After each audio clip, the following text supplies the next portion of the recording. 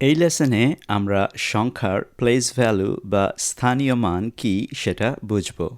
আশা করি দ্বিতীয়, তৃতীয় এবং চতুর্থ শ্রেণীর শিক্ষার্থীদের এই লেসনটি সহায়ক হবে। সংখ্যার স্থানীয় মান কিভাবে বোঝা যায় তা নির্ণয়ের জন্য এই প্লেস ভ্যালু টেবিলটি আমরা ব্যবহার করব। এই প্লেস ভ্যালু টেবিলটি আমাদের একটি সংখ্যার প্রতিটি অঙ্কের বা ডিজিটের স্থানীয় মান খুঁজে পেতে সাহায্য করবে। এই টেবিলে 4টি কলাম আছে। আমরা ডান থেকে বামে যাব। ডান দিকের প্রথম কলামটির নাম একক, দ্বিতীয় কলামটির নাম দশক, তৃতীয় কলামটির নাম শতক এবং চতুর্থ কলামটির নাম হাজার বা সহস্র। এই টেবিলে ডান থেকে বাম দিকে যাওয়ার সাথে সাথে একটি অঙ্কের স্থানীয় মান 10 গুণ করে বৃদ্ধি পায়। মনে রাখতে হবে প্রতিটি কলমে শুধুমাত্র একটি একক সংখ্যার জন্য জায়গা বরাদ্দ আছে, অর্থাৎ 0 থেকে 9 এই 10টি অঙ্কের যে কোনো সংখ্যা আমরা যে কোনো কলামে বসাতে পারব। আমরা একটি কলামে 2 বা 2-এর অধিক অঙ্কের বা ডিজিটের সংখ্যা বসাতে পারব না।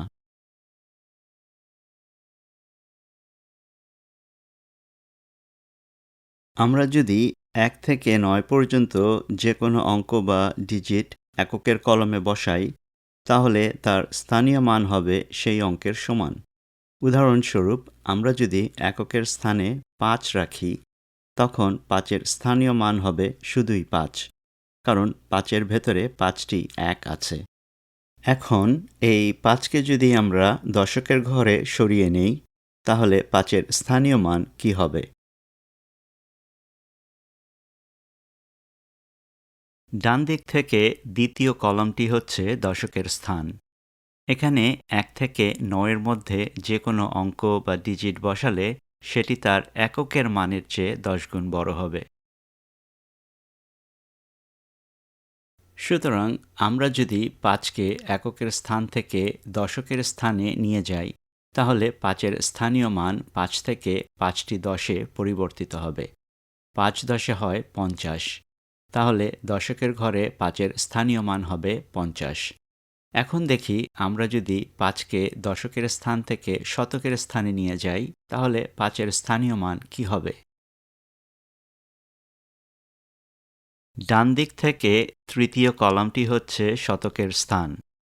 এখানে 1 থেকে 9-এর মধ্যে যে কোনো অঙ্ক বা ডিজিট বসালে সেটি তার দশকের মানের চেয়ে 10 গুণ বড় হবে। সুতরাং আমরা যদি 5কে দশকের স্থান থেকে শতকের স্থানে নিয়ে যাই, তাহলে 5-এর স্থানীয় মান 50 থেকে আরও 10 গুণ বেড়ে হবে 500। 5টি 100 একত্রিত হলে হয় 500। তাহলে শতকের ঘরে 5-এর স্থানীয় মান হবে 500। এখন দেখি আমরা 5কে শতকের স্থান থেকে হাজার বা সহস্রের স্থানে নিয়ে গেলে 5-এর স্থানীয় মান কি দাঁড়ায়। ডান দিক থেকে চতুর্থ কলামটি হচ্ছে হাজারের স্থান। এখানে 1 থেকে 9-এর মধ্যে যে কোনো অঙ্ক বা ডিজিট বসালে সেটি তার শতকের মানের চেয়ে 10 গুণ বড় হবে। সুতরাং আমরা যদি 5কে শতকের স্থান থেকে হাজারের স্থানে নিয়ে যাই, তাহলে 5-এর স্থানীয় মান 500 থেকে আরও 10 গুণ বেড়ে হবে 5000। 5টি 1000 একত্রিত হলে হয় 5000। তাহলে হাজারের কলামে বা স্থানে 5-এর স্থানীয় মান হবে 5000। এই উদাহরণে আমরা দেখলাম যে 5 নিজে অপরিবর্তিত থাকে, কিন্তু স্থানভেদে 5-এর স্থানীয় মান শুধু বদলে যায়।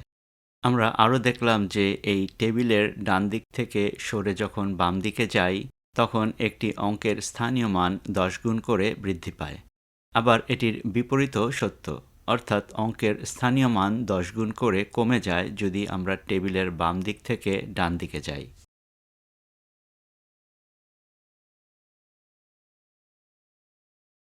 2 আর 7 এই সংখ্যা দুটির কোনটি বড়? 2 আর 7কে তাদের স্থানীয় মান দিয়ে তুলনা করলে 7 অবশ্যই 2 এর থেকে বড়, কোনো সন্দেহ নেই। কারণ এককের স্থানে 2 এর ভেতর 2টি 1 এবং 7 ভেতর 7টি 1 আছে। আমরা যদি 7কে এককের জায়গায় রেখে 2কে দশকের জায়গায় সরিয়ে নিই, তাহলে এই 2 7-এর চেয়ে বড় হয়। কিভাবে? কারণ দশকের ঘরে 2 এর মান 2 10 বা 20। 20 7-এর চেয়ে বড়। এখন আমরা 3 অঙ্কের একটি সংখ্যার স্থানীয় মানগুলো বের করব। 3, 4, 8। এই সংখ্যাটি 3টি অঙ্ক দিয়ে গঠিত। প্রতিটি অঙ্ক বা ডিজিট আলাদা স্থানে। প্রতিটি অঙ্কের মান এই সংখ্যার কোন অবস্থানে আছে সেটি দ্বারা নির্ধারিত হয়। আমরা এই 3টি ডিজিটকে তাদের স্থানের উপর ভিত্তি করে প্লেস ভ্যালু টেবিলের ডান থেকে বামে যাব। সর্বডানে আছে 8, তাই 8 বসেছে এককের কলমে। যেহেতু 8 এককের স্থানে, তাহলে 8-এর স্থানীয় মান 8। ডান থেকে দ্বিতীয় স্থানে আছে 4 এবং 4 বসেছে দশকের কলমে।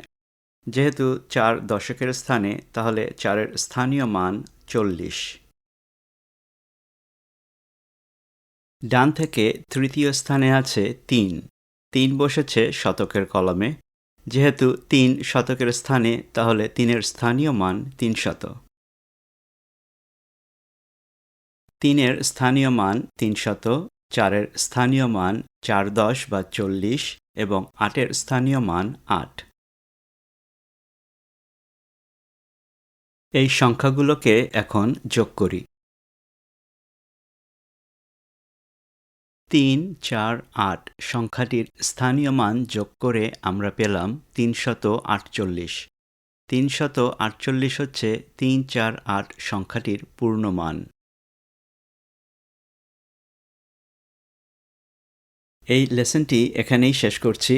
আমরা সামনের লেসনে প্লেস ভ্যালু বা স্থানীয় মান কিভাবে যোগ বিয়োগ করতে কাজে লাগে সেটি দেখব। আর এই লেসনটি যদি আপনাদের ভালো লেগে থাকে, তাহলে লাইক, শেয়ার এবং সাবস্ক্রাইব করুন। সামনে আমরা এরকম আরও লেসন নিয়ে হাজির হব।